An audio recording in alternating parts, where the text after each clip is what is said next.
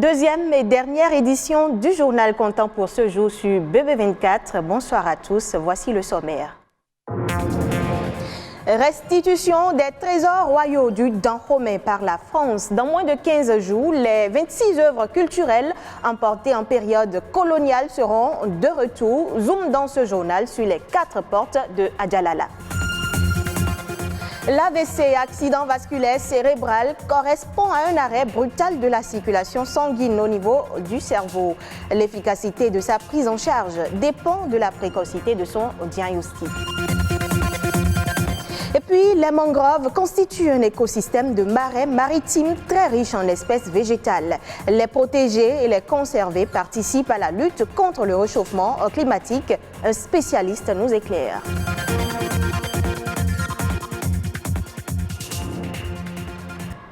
Bienvenue à tous. Le compte à rebours pour la restitution des œuvres d'art est lancé. Depuis ce 26 octobre, le musée du Quai Branly, Jacques Chirac, abrite une dernière exposition des 26 œuvres d'art en partance pour le Bénin. Des statues totems de l'ancien royaume d'Abomey, des trônes royaux et bien d'autres objets d'art pillés lors de la mise en sac du palais d'Abomey par les troupes coloniales en 1892. La rédaction de BB24 se propose de faire chaque jour un zoom sur ces œuvres qui seront bientôt inscrites au patrimoine national du Bénin. Nous commençons aujourd'hui par les portes royaux. Elles marquaient peut-être les ouvertures du bâtiment de réception et salle de conseil du roi à Djalala.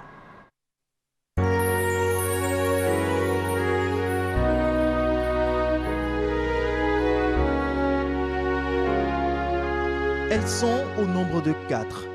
4 portes du palais royal d'Abomey sculptées par l'artiste Fonso Sadédé sur demande du roi Glélé qui a régné de 1858 à 1889.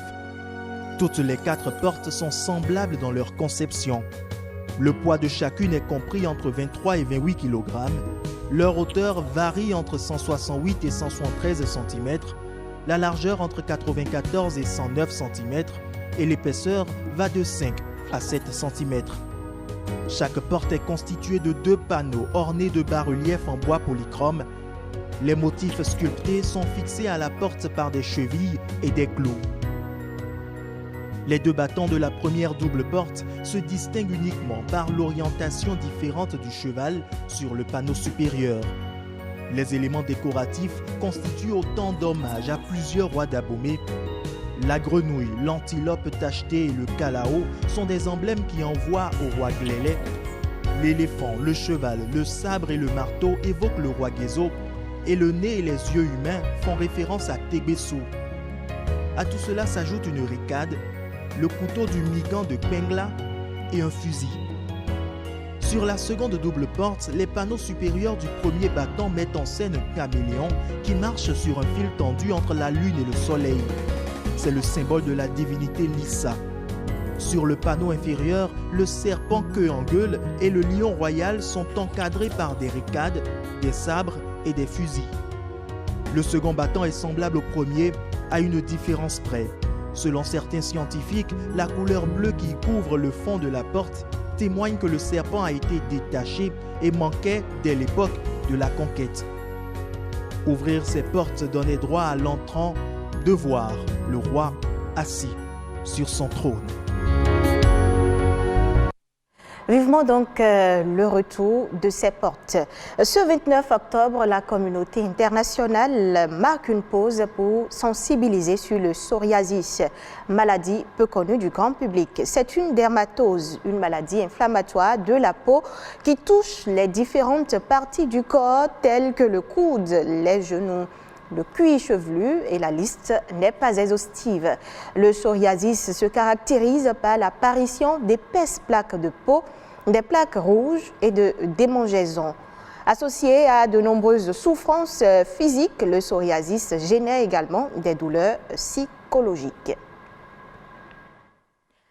Les accidents vasculaires cérébraux AVC constituent la deuxième cause de mortalité dans le monde et la première cause de handicap.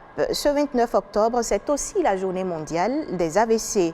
Cette pathologie touche une personne toutes les 5 secondes. Une occasion de communiquer pour mieux prévenir les risques. Rodrigue Babagüito. C'est un ensemble de réactions physiques et physiologiques de l'organisme face à une situation particulière. Le stress est un terreau propice à l'accident vasculaire cérébral.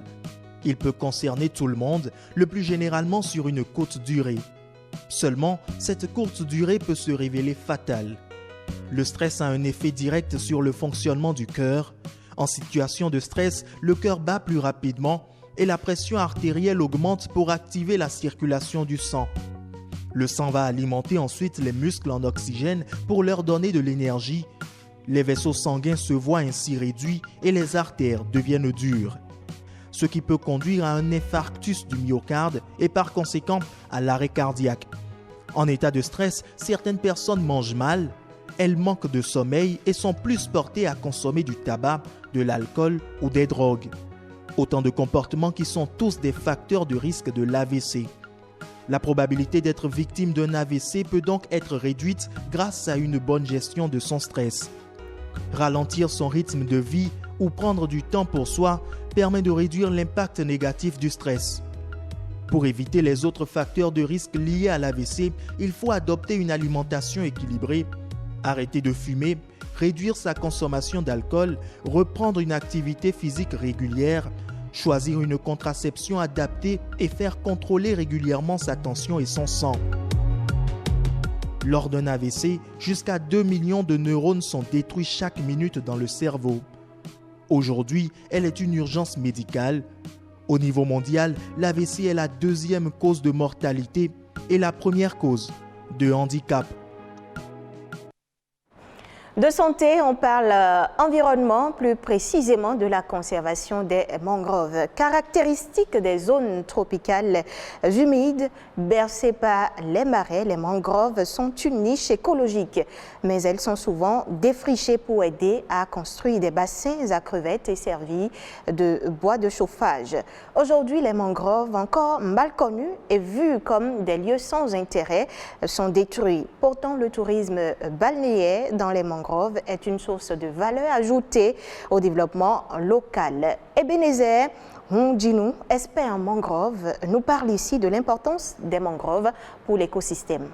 Ici, nous sommes en face de l'espèce Avicennia germinans.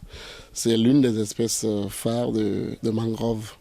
C'est une espèce indicatrice de salinité dans un milieu. Quand vous voyez ça dans la mangrove, vous pouvez être sûr que la salinité est élevée à ce niveau. Et c'est ça qui guide même les femmes quand elles veulent faire le sel. C'est dans ces milieux-là que ces femmes identifient ces arbres et c'est là qu'elles raclent le sol pour pouvoir faire le sel. Donc c'est une espèce très importante pour les populations. Elles aiment ça. Et quand vous voulez faire un reboisement à succès, il faut forcément associer cette espèce et ne pas faire que l'autre espèce qui est le Rhizophora racemosa qui est facile à planter. Ici, nous avons fait la pépinière où on a récolté les graines, on les a mis dans des sachets et il y a un suivi. Déjà, nous avons 4 feuilles. Là, ça veut dire que c'est prêt. On peut aller remettre ça. En fait, on peut aller faire le reboisement avec. On essaye de recréer l'écosystème qu'il y avait pour que de façon durable nous puissions nous projeter dans le développement. Je crois que c'est dès le bas âge qu'il faut reformater le citoyen de demain qui va comprendre que les zones humides ne constituent pas un dépotoir mais une richesse qu'il faut protéger et préserver. Je crois que les enfants sont les mieux placés pour prendre cet héritage-là. Je vous propose à présent de suivre la Nation en bref du jour, une présentation de Amandine Adiambossou.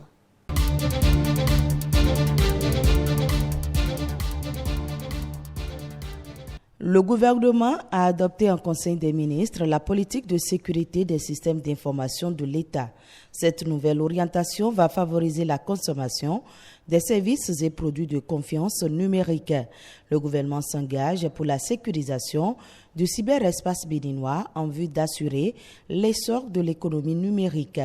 L'adoption de ces nouvelles règles vise à promouvoir les bonnes pratiques de sécurité au sein des entités de l'État, harmoniser la protection des infrastructures, des systèmes d'information à l'échelle de l'État et définir le cadre relationnel entre l'Agence nationale de la sécurité des systèmes d'information et les entités de l'État. Le gouvernement entend ainsi créer un cyberespace sécurisé pour une économie numérique attrayante. Le Bénin a enregistré des avancées notables en matière de cybersécurité et de lutte contre la cybercriminalité au cours des 4 dernières années, en progressant de 92 places dans le classement de l'indice global de cybersécurité. Le gouvernement béninois a décidé de la mise en concession des sites abritant les usines de production de jus d'orange de Zakouta, de jus d'ananas d'Alada et de purée de tomates de Kwamassé. Le Conseil des ministres a décidé en octobre 2016 de procéder à leur cession, mais l'appel d'offres s'est avéré infructueux. Le processus a été repris en 2020 et au terme des travaux, seules les unités de transformation de tomates à Kwamassé, d'ananas à Alada et d'orange à Zakouta ont été retenues. Celles-ci feront l'objet d'un contrat de concession avec des sociétés qui vont payer des redevances annuelles à l'État, conformément aux tests en vigueur. Selon le compte rendu du Conseil des ministres, si aucun investissement n'est effectué dans les 6 mois qui suivent la signature ou si la mise en exploitation n'est pas effective dans les 18 mois, l'État pourra leur retirer la concession. Le ministre du Travail et de la Fonction publique et sa collègue des Affaires sociales ont effectué une visite sur des sites d'extraction et d'exploitation de carrières dans les départements du Mono et du Koufo. Ceci dans le cadre de la 2e édition du dialogue intersectoriel de lutte contre le travail des enfants. L'objectif de cette visite inopinée est d'aller constater de visu l'exploitation qui est faite des enfants dans ces lieux malgré l'interdiction par les tests en vigueur au Bénin. De fermes instructions ont été données pour une veille permanente afin de mettre fin à cette pratique. Les autorités ont été également invitées à maximiser des actions de sensibilisation autour des mesures prises par le gouvernement pour le bien-être des enfants et des familles.